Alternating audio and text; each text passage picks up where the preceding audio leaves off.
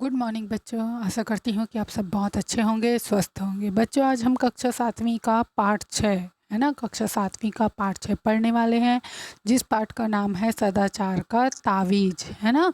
क्या नाम है? सदाचार का तावीज। और इसके जो लेखक हैं वो हरिशंकर परसाई जी हैं। ठीक है बच्चों, तो देखते हैं इस पाठ में क्या दिया हुआ है। इस पाठ ये सबसे पहले देखते हैं, एक राज्य में हल्ला मचा कि भ्रष्टाचार बहुत फैल गया है ना।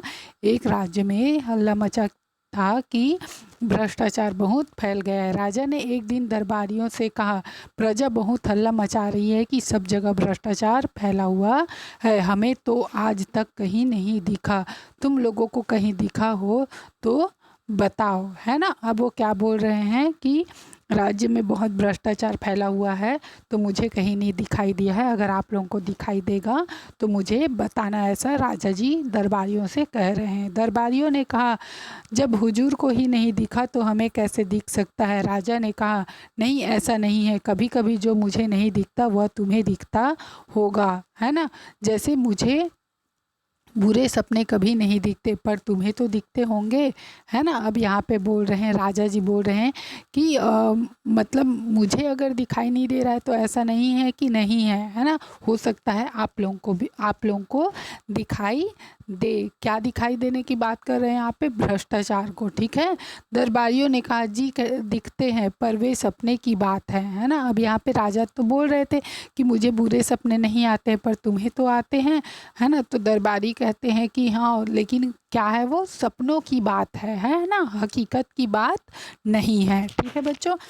राजा ने कहा, फिर भी तुम लोग सारे राज्य में ढूंढ कर देखो कि कहीं भ्रष्टाचार तो नहीं है। अगर कहीं मिल जाए तो हमारे देखने के लिए नमूना लेते आना, हम भी देखें कि कैसा होता है ना। अब राजा क्या बोल रहे हैं कि भ्रष्टाचार अगर मिल जाए तो हमारे लिए भी लेकर आना, हम देखेंगे कि वो दिखता कैसे। एक दरबारी ने कहा, हुजूर हमें नहीं दिखेगा, सुना है वह बहुत बारीक होता है। हमारी आंखें आपकी विराटता देखने की इतनी आदी हो गई है कि हमें बारीक चीज़ें नहीं दिखती। हमें भ्रष्टाचार दिखा भी तो उसमें हमें आपकी ही छवि दिखेगी, क्योंकि हमारी आँखों में तो आपकी ही सूरत बसी है ना। अब यहाँ पे एक दरबारी क्या बोल रहा है कि भ्रष्टाचार को हम नहीं देख सकते क्योंकि वो बहुत बारीक है, हमें तो बड़ी चीज़ें देखने की आदत हो गई है ना।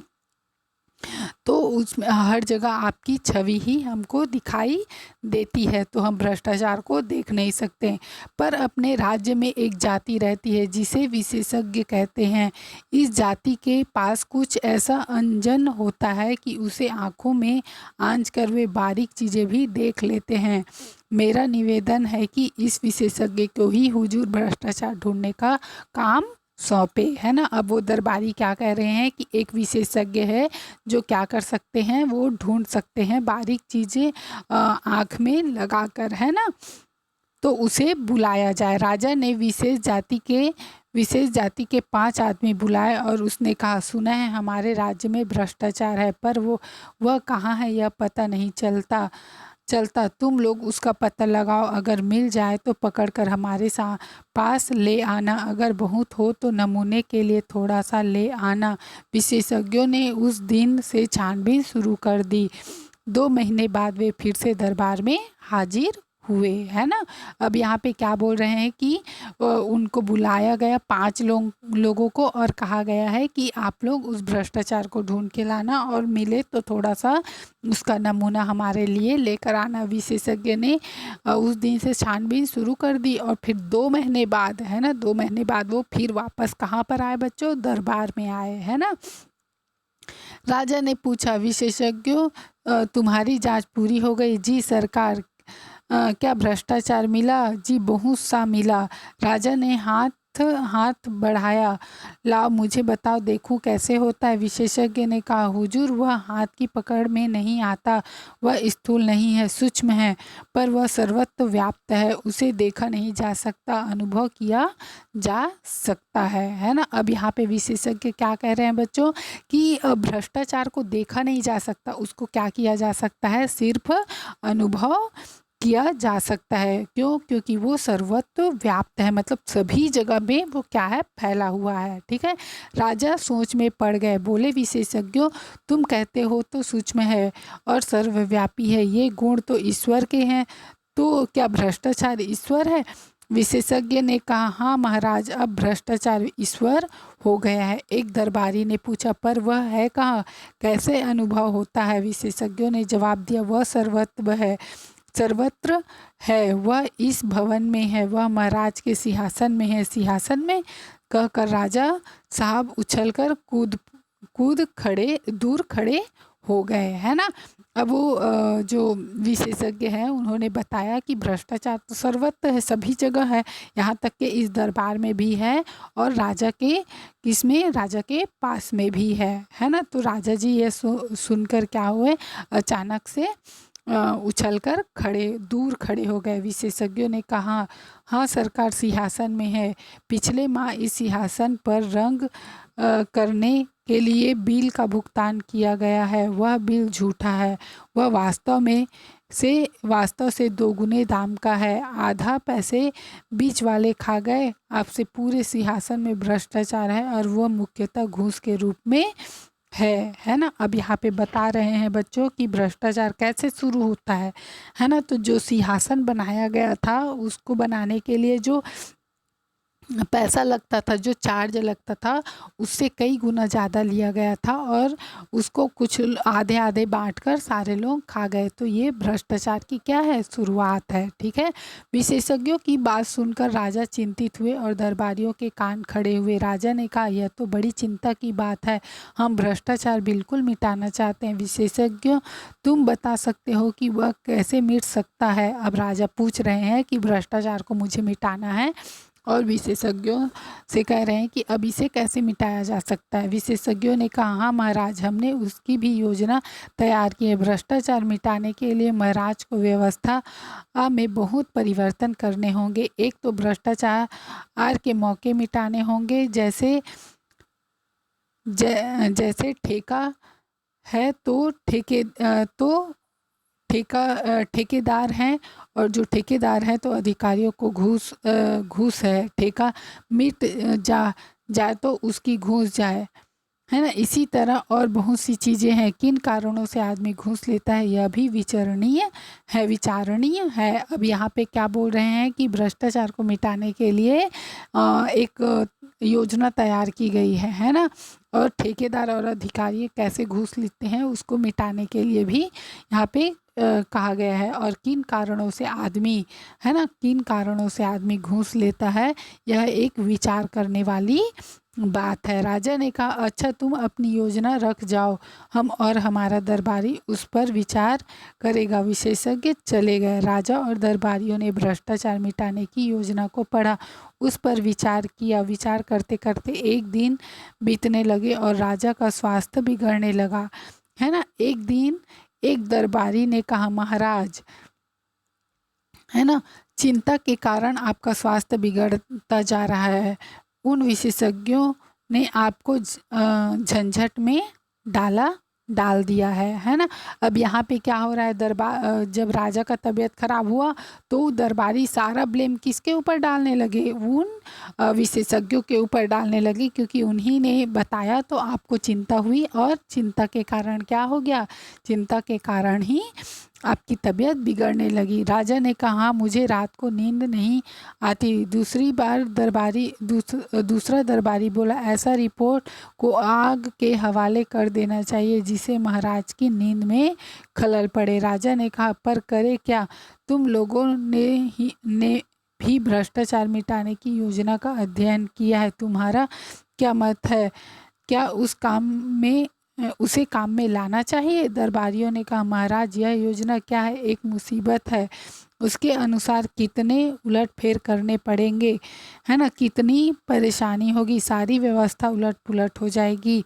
जो चला आ रहा है उसे बदलने से नई नई कठिनाइयाँ पैदा हो सकती। हमें तो कोई ऐसी तरकीब चाहिए जिससे बिना कुछ फेर किए भ्रष्टाचार मिट जाए, है ना। अब यहाँ पे क्या बोल रहे हैं बच्चों कि बिना कुछ उलट पलट किए ही भ्रष्टाचार मिट जाए, ऐसी योजना चाहिए, है ना। अगर हम इस योजना को लागू करते हैं तो हमें बहुत सारी चीज़ों का परिवर्तन लाना पड़ जाएगा, है ना। राजा साहब बोले, मैं भी यही चाहता हूँ, पर यह हो कैसे, तुम लोगों को लोग ही कोई उपाय खोजो, है ना। अब दरबारियों को राजा बोल रहे हैं कि अब आप लोग ही उपाय खोजो। एक दिन दरबारियों ने राजा के सामने एक साधु को पेश किया और कहा, महाराज, ये एक कंदरा में तपस्या करते हुए ही वे इन महान साधक को हम ले आए हैं।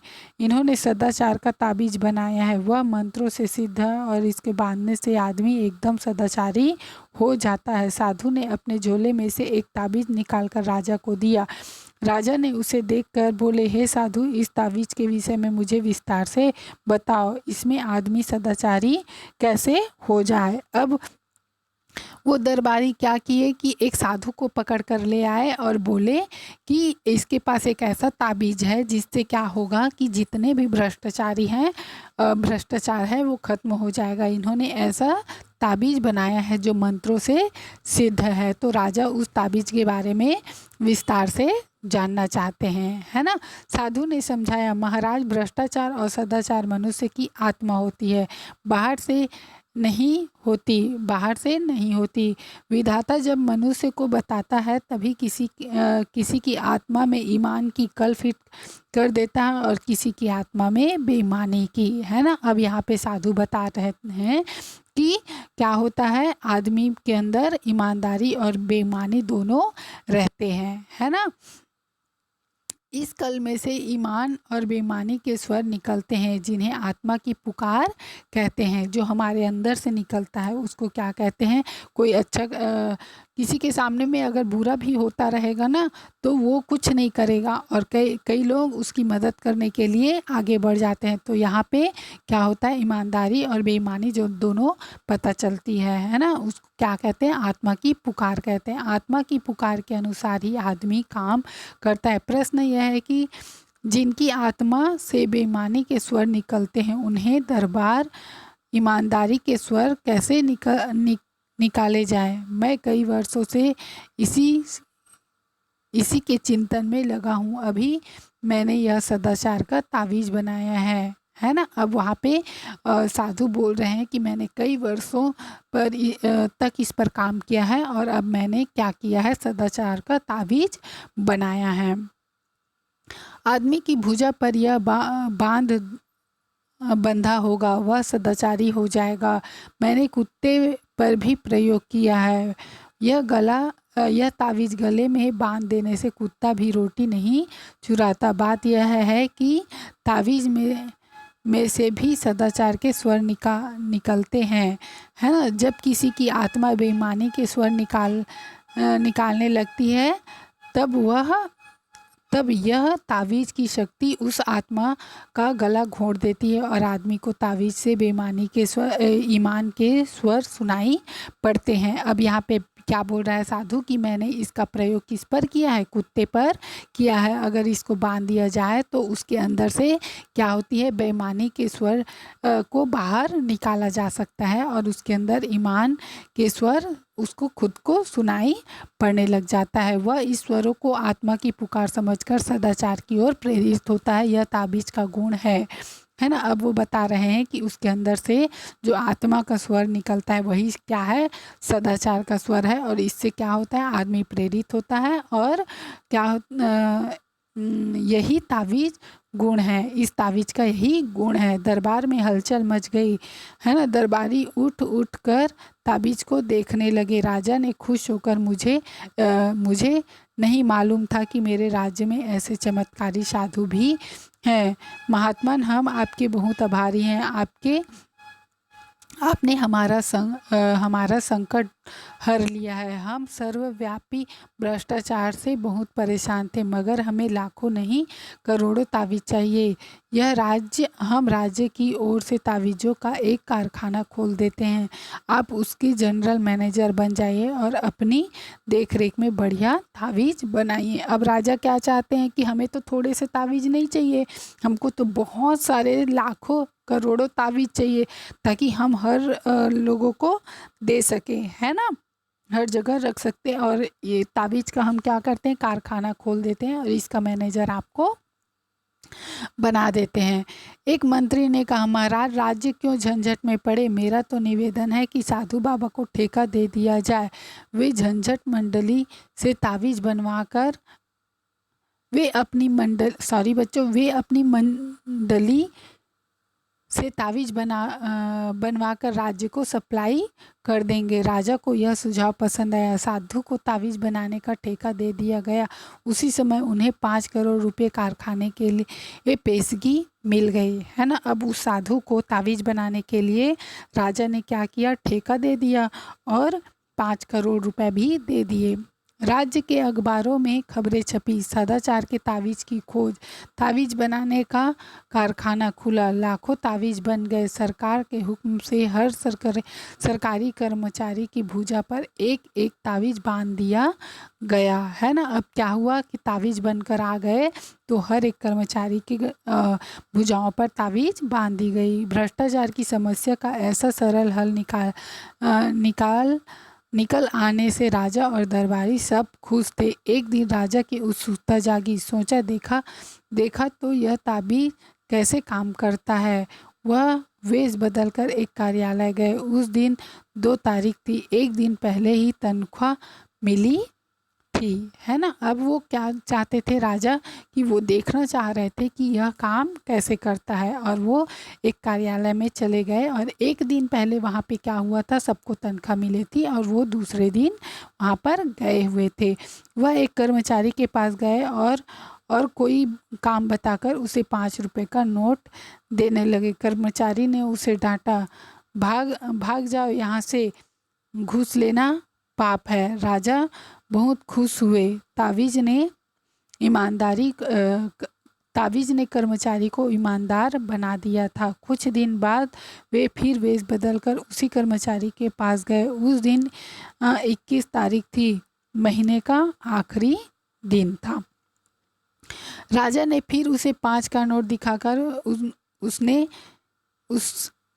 उसने लेकर जेब में रख लिया। राजा ने उसका हाथ पकड़ लिया, बोले, मैं तुम्हारा राजा हूँ, क्या तुम आज सदाचार का ताबीज़ नहीं बांध कर आए? बांधा है सरकार, यह देखिए, है ना। अब क्या हुआ, 21 तारीख को गए और 21 तारीख को जाकर देखा, वही काम फिर किया कि 5 रुपए उसे दिए और क्या करना चाहते थे, काम बताना चाहते थे। तो उन्होंने क्या किया, उस कर्मचारी ने वो 5 रुपए रख लिया। तो राजा उसको पकड़ लिए और बोले कि आज तुमने सदाचार का ताबीज़ नहीं पहना। तो उसने कहा कि मैंने पहना है, बांध रखा है। उसने आस्तीन चढ़ाकर ताबीज़ दिखाया। राजा असमंजस में पड़ गए, फिर ऐसा कैसे हो गया। उन्होंने ताबीज़ पर कान लगाकर सुना, ताबीज़ में से स्वर निकल रहे थे, अरे आज 31 है, आज तो ले लो, है ना, आज तो ले लो, है ना। अब उसके अंदर से ये जवाब आने लगा कि आज 31 तारीख है तो आज तुम क्या करो, घूस ले लो। ऐसे करके उसके अंदर से आवाज़ आने लगी। ठीक है बच्चों, आशा करती हूँ कि आप लोगों को यह चैप्टर समझ में आया होगा।